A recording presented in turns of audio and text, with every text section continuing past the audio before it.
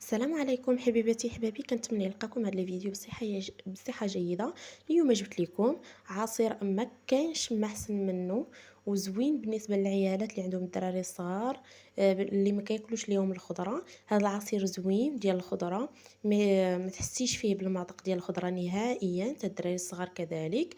غنحتاجوا حبه واحده ديال البطاطا كبيره الحجم، وحبه واحده ديال الجزر كبيره الحجم، والقرعه على حسب الكميه اللي بغيتي نتيا. انا هنايا درت بطاطا ونص، لان درت غير بطاطا صغيره، وكذلك جزره واحده صغيره ونص، ودرت 2 دراهم ديال القرعه ديروا الكميه اللي بغيتو نتوما. نقطعوا الخضره ديالنا طريفات صغار باش طيب لينا دغيا. اول حاجه نقيو الخضره ديالنا ونغسلوها، نقطعوها.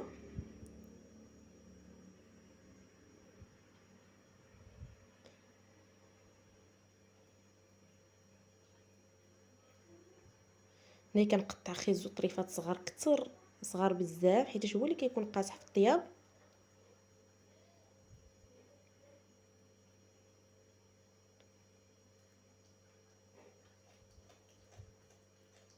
هنايا راني كنقي القرعه،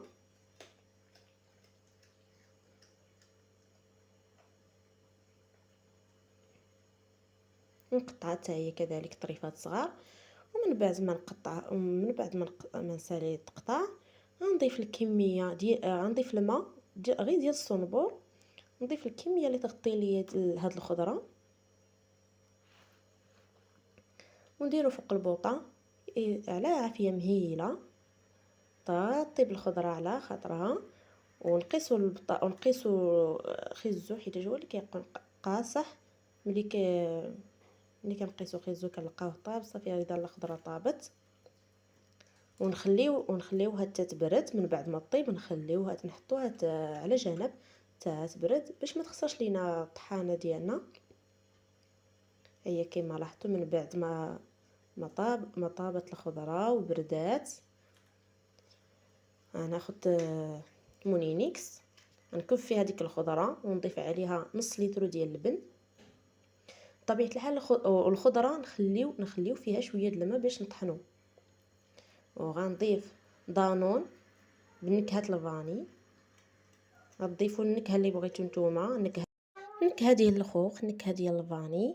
لكن كتجي حسن النكهه ديال الخوخ حتى النكهه الفاني بحال اي نكهه بغيتو نتوما تضيفوها.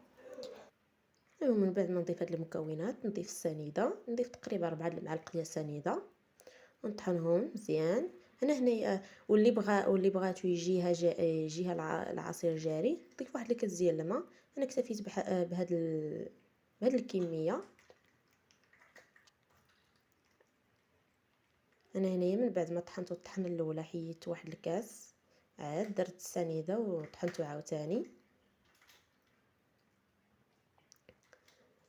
صافي. كيجي بحال هاد الشكل، كيجي ثقيل شويه، كيجي بحال الرايب.